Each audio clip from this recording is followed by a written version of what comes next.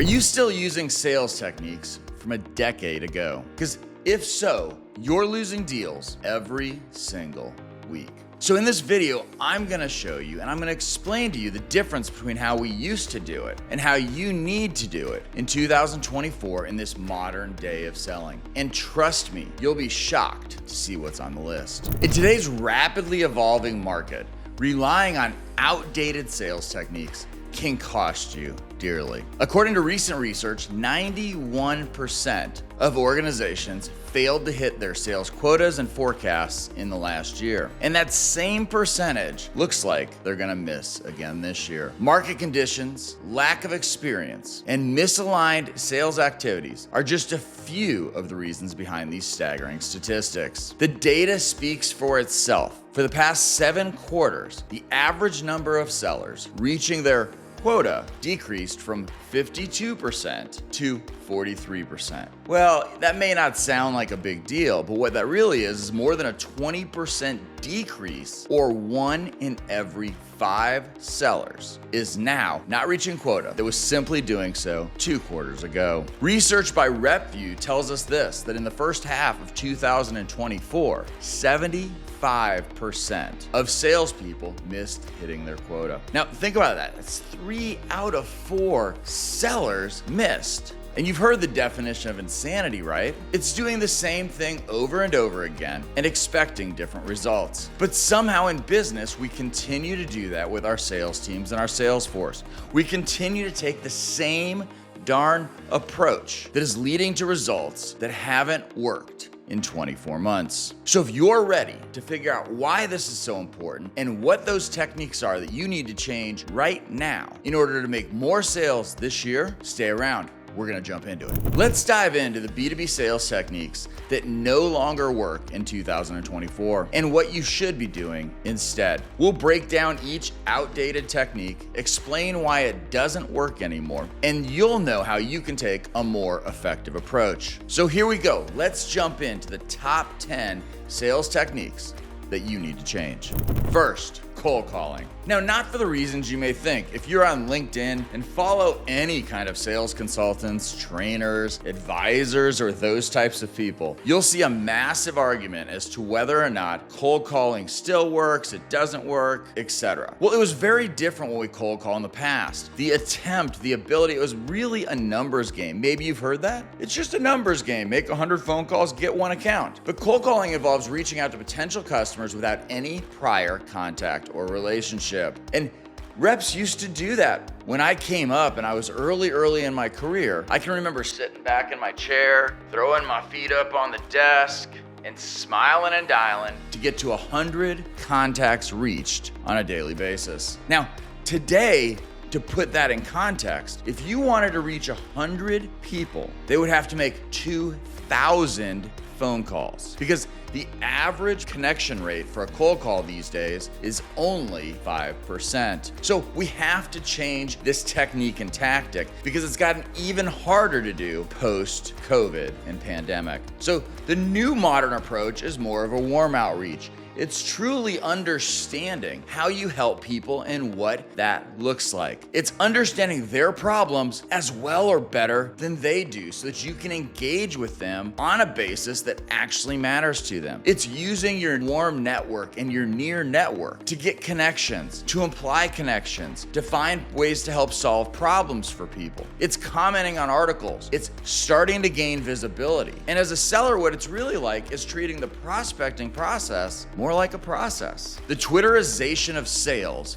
is absolutely ruining the success in the industry because somehow we've decided that if somebody can't buy from us today, there's no reason to build a relationship or talk to them. The problem is 1 to 3% of your market is looking for your product or service today. 2 to 8% would be open to hearing more about it. So that big piece of the market, it's not no, it's just not now. So we have to find a way to warm up relationships and be more effective at doing so and commit to those relationships, whether it be one-on-one, through groups, or social media. So flip the script on that. Cold calling in the numbers game, that doesn't work. Warm outreach for the modern seller, that's a winner. Number 2, product-centric selling. Oh my gosh, if you're a founder or a CEO, there's no doubt, a VP, a sales leader, there's no doubt you've heard the phrase product-led sales. And what it's done is created a vacuum that's so vast that people don't understand what it truly means, and they think that it means focusing on pushing the product's features and benefits without considering the prospect's specific needs. So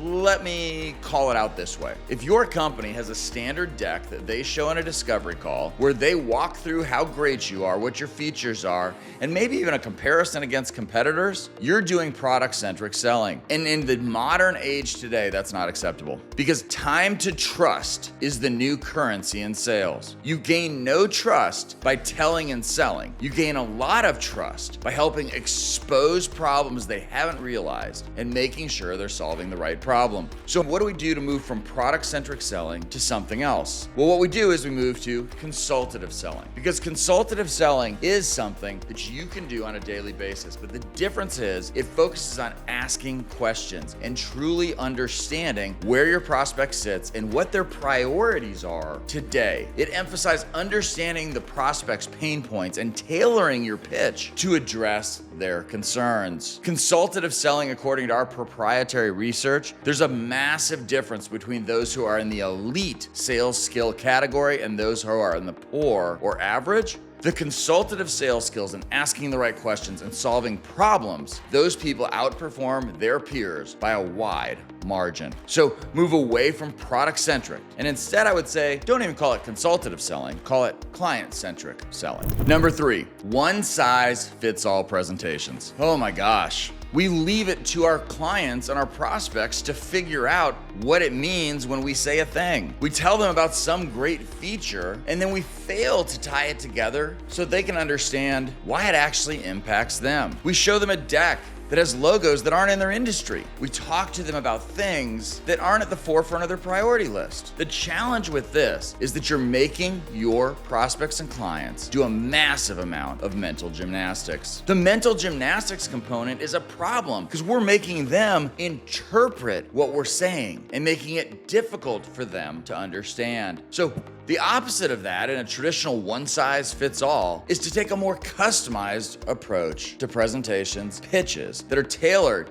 to each prospect. Now, don't think by any stretch that I'm saying that your seller should sit around and do nothing but make PowerPoints. That's ridiculous. But on the other hand, you should have a clear understanding of your ideal client profile, the different personas, and their problems so that you can standardize decks according to industry or channel, and then from there have pieces that you can pull in that are completely reflective of the problems that are going on with their particular company, space, and position. But we have to put the work in. A good friend of mine, John Barrows, just did a rant on LinkedIn, and he's like, sellers, I'm calling on all the buyers to hang up on you if you don't show up prepared for a meeting. This is on a similar line. Let's make it easy for our prospects and clients to buy by showing up in a way that's valuable for them.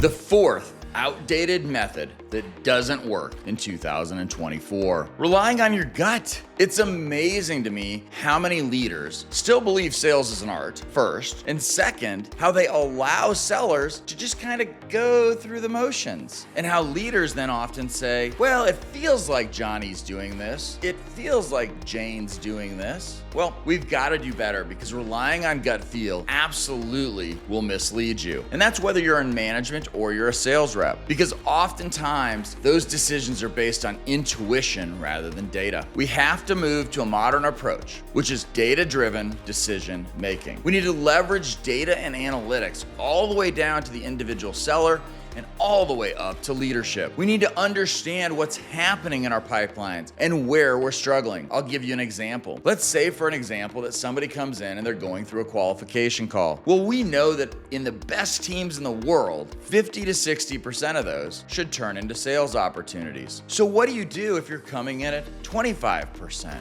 Think about that. If I know that metric and I drive through the data, I know that if I improve my team's ability to qualify better, in addition to that, their ability to get the right prospects in front of them, so now I can give feedback to marketing, we can double the amount of sales opportunities we have by applying specific training and toolage around that one aspect of the sales process. Data-driven decision making is how you'll know what the team's actually doing and where they're actually struggling instead of thinking you might know. Number 5. So if I say salesperson, what do you think of? Well, most people kind of think of this. The guy with a comb over in a tweed or plaid jacket, smoking a cigarette, and trying to push you into a used car that you don't want and doesn't fit your needs. That's hard selling. And that's a traditional method where we tried to force ourselves upon others. Here's what's interesting. You may not know this or see this, but that discount that you're trying to give a customer at the end of the month or the quarter in order to secure their business, that's hard selling. Hard selling is just simply a mismatch of where you are in the sales process between you and your prospect. Because when you move forward in the sales process and they're not ready to, you think you should be going into contracting and they're still in consideration, that's where the hard selling is felt. So the modern approach to that is based on something we talked about in an earlier point. It's actually more value-based selling and basing that on the relationships that you have and being able to help people personally in their roles as well as their companies professionally. We've desensitized selling to the point where we think that the brick walls of the business are making the decision. So we need to build the relationships with the ambassadors and then the rest of the actual buying units and influencers, rather than simply trying to tweak our way in through pricing and coercion to get a deal done. Number 6, ignoring post-sale engagement. Many business models are set up so once I've sold it as a seller, I throw it over the wall and delivery or service takes it over. It's a challenge because we have to make sure that they don't feel like they were just a cog in your sales machine. And this is the one tip. If you have the ability to cross-sell and upsell to your potential prospects, clients, etc., this one tip can actually change things in your business and change things for you as a seller by 3 to 5x. And that's this. Pay attention to your ability to farm accounts for new buying centers. And that leads us to what the new approach is, which is an ongoing customer engagement model. You must be specific once your customers and clients come into the business and make sure that you actually have it lined up so that somebody is servicing them who is thinking ahead and not just heads down doing the delivery or the providing the service. And too often what happens is that's exactly what it does. The cheapest place to get new customers is from your existing customers, whether it's referrals to other companies, or even better if you're selling large companies, it's you have Janie sitting in one role and Johnny's in the parallel role in another area. Those new buying centers are the fastest way to expansion. We've seen companies go from 10 million in total sales to 22.5 million in just 18 months by leveraging this one concept. Ongoing customer engagement in order to strategically align with them and better impact their business over the long term. 7, you used to be able to sit on your couch or, in your office in a cubby, and it didn't matter if anyone outside your office could see you as long as they could hear you on the phone. So number 7 is the significant issue, which is overlooking the importance of digital presence. You can see if you'll go look at my LinkedIn, I have more than 12,000 followers on LinkedIn. And it's very intentional because on LinkedIn, I serve up content and I serve up ideas and I serve up comments that actually engage and are important to the people that I might work with. When we think about it, this kind of minimal digital presence, if you or your salespeople have less than 500 followers, that's an obvious sign that you're in it. And these days, it should probably be more like above 1,000 or 1,500 at a minimum level, because it means you're reaching out and connecting to people. So that minimal digital presence is hurting you. And here's exactly why it is. Because LinkedIn has one of the strongest SEO algorithms when it comes to typing somebody's name in to learn about them or their company. Go type your name in after this video into your Google search bar. And if you type your name into your Google search bar, what you'll find is most likely your LinkedIn profile, if you have one, is gonna come up on the first page on the top half of the page. So you can't ignore digital presence because it shows through for all the rest of the social media channels too. And if I'm a seller or a CEO and I'm reaching out to people, it's important that I help to build confidence in what I'm gonna be able to talk to them about before they step in the room. So the modern approach is to actually emphasize and look for a way to have your team have a strong digital presence. This goes way beyond posting on your corporate page on Facebook or another social media. This is how do we position ourselves so that what we are showing the world doesn't look like a resume, but it looks like a prescription for how we can help them succeed. Number 8. ignoring the buyer's journey, which is what happens to almost every single company that is trying to go from selling to smaller businesses to mid-market or from mid-market to enterprise. The buying cycles are completely different. As an example, if I go to a small business, say less than 20 employees, the chance that the decision maker is the CEO and that I will be able to get in front of them is very high. Can you get in front of the CEO of Microsoft whenever you want? I don't think you can. And so from there, what we need to be able to do is understand how the buyer's journeys are different. In that small business, I'm at the decision maker. They've probably already decided they're gonna do something. So I'm way down the sales funnel. In the medium and large size organizations, you're gonna start below a decision maker in most cases. You're gonna start with somebody who's trying to champion a cause. You're gonna have to build and collaborate and build a consensus among their team in order to get it done. And so if you have I'm gonna go do a discovery call and then I'm gonna send you a proposal, I can tell you right now, without even looking at your CRM or your books, your close rate on net new logo business on those accounts is sub 10%, period. Because you've removed yourself from the entire process, and business changes priorities on a daily, weekly, and monthly basis. And if you're not in there helping them to navigate that and why your solution still matters, you're getting crushed. So how do we do it different? Well, we align with the buyer's journey. As an example, what we do is we have the opportunity to close roadmap sales methodology, which is specifically built for complex sales for medium and large companies. So we have a process that navigates that longer buying cycle and continues to add value. But how did we do that? Because we didn't ignore the buyer's journey. We had to actually match our sales process, the outputs our clients want, with the way we do our sales methodology. If I were gonna tell you one thing to do today as a business, go check and see if your sales process is aligned to your buyer's journey. Number 9, neglecting the importance of sales training and development. Typically and traditionally, we do this minimal training and development approach because sales is this thing in a black box and you're either good at it or you're not good at it. And, we kind of rely on our onboarding. And oh, by the way, your onboarding probably just tells them what your products are. It doesn't actually say how have we successfully sold this in the past. Hey, what is that process that our buyers go through? We've traditionally neglected it. And here's how I know this. Because there are thousands upon thousands upon thousands of salespeople out there educating themselves because the companies haven't figured out how important it is that they continue to train their people. In sports, as an example, you can decide who you want as the best basketball player of all time, LeBron James, Michael Jordan, Kobe Bryant, whoever you want. You can look at those things, and I can tell you that all of them have exactly one thing in common. Before they were strong enough to shoot the ball in the hoop, they were dribbling. And you know what they did every day through the last day of their career, or still do if they're still playing? They dribble the ball. It's called practice. And I would tell you, when it comes to your sales team, you must make sure that you're training and practicing. Because what you're really doing is you're just putting them into the game with no training, no practice, and that's why you're losing at the game. Make sure that we're actually training and developing our people. I don't understand why in sales, it's the one thing we think we need to continue to train on. I mean, think about it. Your CFO, in order to keep their accounting license, etc., they've got to go through continuing education. So what's your continuing education? Because your sellers are the lifeblood of your business. Number 10, lack of collaboration with marketing. I could say, or over-reliance on marketing. Is your sales team sitting around waiting for marketing to give them the perfect messaging? And then when marketing asks for feedback and the sales team knows it doesn't work because it's not actually what they want in that part of the buyer's journey, does your sales team have good feedback, constructive feedback to help them give marketing a push in the right direction? I can tell you in the hundreds of companies that we've been in, it's rarely the case. Most of the time we ask sales for feedback and they're like, we just want better leads. And then we ask sales, why are you having so much trouble getting an appointment? Well, marketing hasn't given me a message. And then we say to marketing, what's going on over here? And marketing says, well, sales won't give us any valuable feedback. Sales won't close the deals we send them. We sent them a lot of leads last month. The modern approach is that you must absolutely get sales and marketing alignment. We need to be working together hand in hand. It needs to be a go-to-market strategy, not a sales or